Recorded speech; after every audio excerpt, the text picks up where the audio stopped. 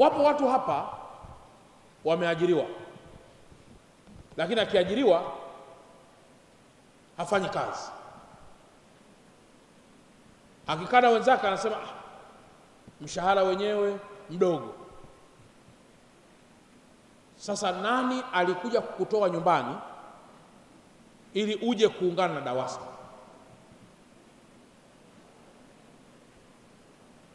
Ulitoka nyumbani tena wakati fulani unalia na unamwomba Mungu makanisani na misikitini, na ulitoka nyumbani tena unamwomba Mungu kwamba nina gundu gani mimi huwa sipati ajira, lakini mwisho wa siku ukapata ajira DAWASA. Badala ya kuendelea kumshukuru Mungu kwa ajira uliyoipata ili kutumikia wananchi kwa uhodari na kwa utii mkubwa, baada ya hapo unasema mshahara wenyewe mbona mdogo. Kwa hiyo ukikuta upo katika level ya dissatisfaction, principle ya kwanza, jiondoe kwenye taasisi kabla hujaleta madhara.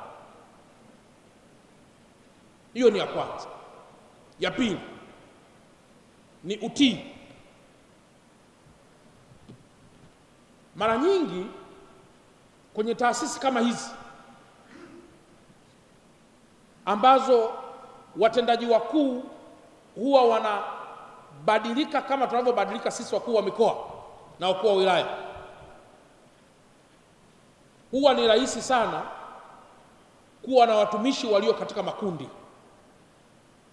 kwamba hawa wa fulani, hawa wa fulani. Mwisho kunakuwa kuna kakikundi ambako kanafanya kazi ili mtendaji wa DAWASA asifikie yale malengo makubwa yaliyowekwa na taasisi. Maana yake ni kwamba kunakuwa kuna kikundi cha watu kinachofurahia maanguko ya watendaji wakuu wa taasisi. Huo sio utii, bali ni uhuni, na ukibainika unapaswa kuondolewa.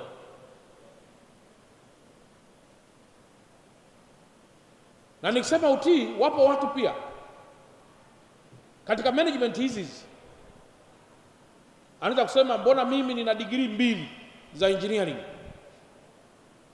mbona aliyekuja CEO ana degree 1 ya engineering, au ana degree 1 ya masuala ya uhandisi wa maji. Hoja yangu ya msingi ni nini? Unaweza kuwa una experience kubwa sana, lakini hujabahatika kuwa CEO. Mheshimu aliyebahatika kuwa CEO ili muunganishe maarifa yako na maarifa yake yaweze kuendesha mnyororo wa ufanisi wa taasisi.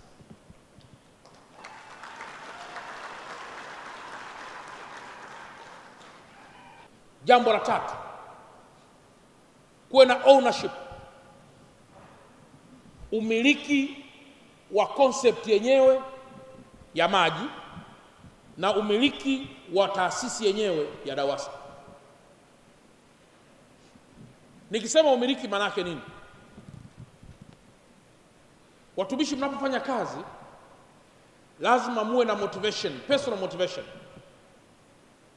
Lazima muwe na motivations ambazo zinasababishwa na mazingira ya nje, na lazima pia muwe motivated kwa mazingira, kwa visababishi vinavyosababishwa na mazingira ya ndani.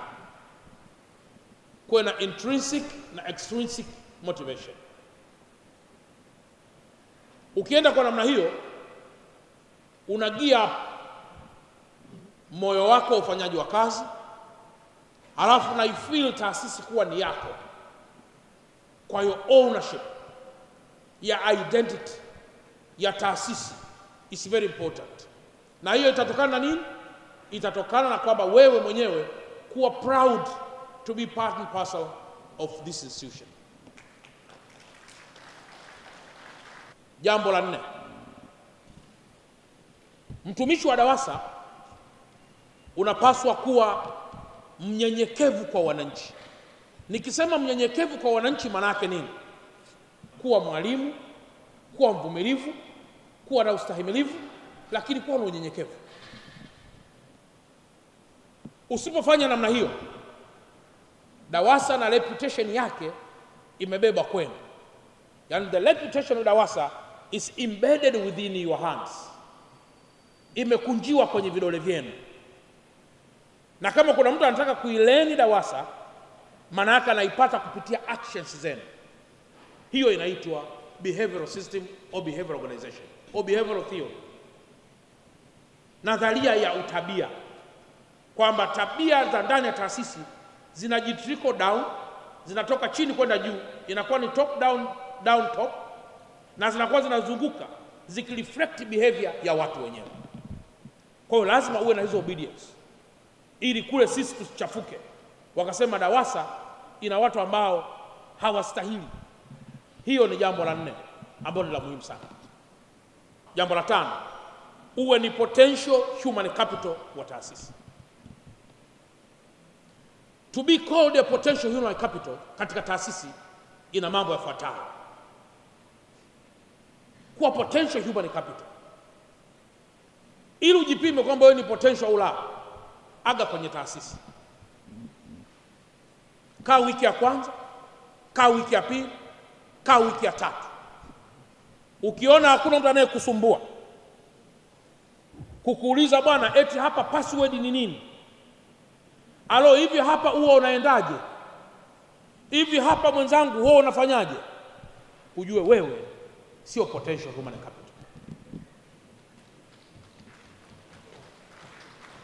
Maana yake ni kwamba hata ungekufa sasa hivi itakuwa ni ile huzuni ya kulia kwamba ni mwanadamu, lakini hakuna ulichokiacha kwenye taasisi kitakachoshindikana kufanywa na mwingine. Jambo la 6, ili uwe kiongozi mzuri wa utumishi wa umma, lazima uwe problem solver. Lazima uwe ni mtu unayetatua matatizo ya watu. Wapo watu hapo kiwauliza, tunatatua vipi tatizo hili? Muda wote anasema tumpigie mkurugenzi, tumpigie CEO. Ndugu yangu, unatatuaje tatizo hili? Na matatizo yalivyo mazuri yanagawika katika level. Yako matatizo yako binafsi, personal problems, ambazo hizo huwa hazina mtu mwingine wa kukusaidia. Lakini yako matatizo ya kifamilia, yapo matatizo ya kitaasisi. Sasa tatizo maana yake nini? Kiongozi usipokuwa na uwezo wa kusolve matatizo, tatizo linakuwa na mfano wa yule house girl. Tatizo linajibadilisha, linakuwa kiongozi, kiongozi anakuwa tatizo. Kunakuwa kuna changeability ya nafasi. Ikifikia hatua hiyo, wewe pia sio kiongozi sahihi. Wewe hujafikia hatua nzuri ya kuwa mtu anayetatua matatizo katika jamii. Hiyo inakuwa ni mbaya sana. Na jambo jingine kwa viongozi wakuu walioko huku, to be a leader.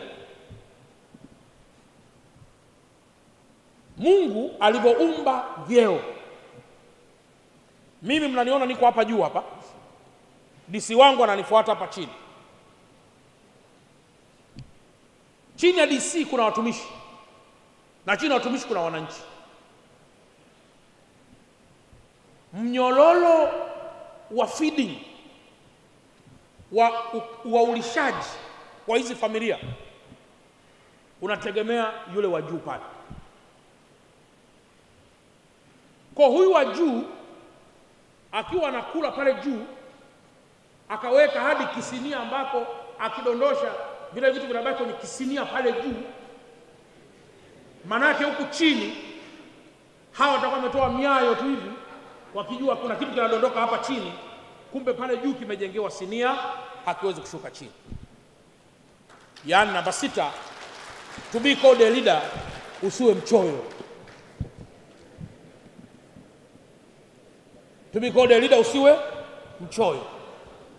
Kwa sababu mnyororo wa feeding, mnyororo wa ulishaji unajikamilisha kuanzia juu kushuka chini.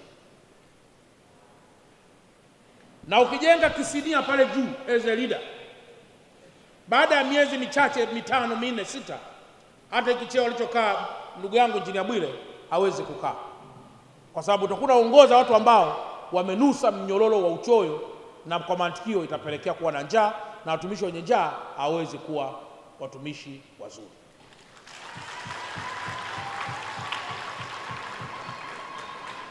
Hilo ni jambo kubwa sana katika taasisi.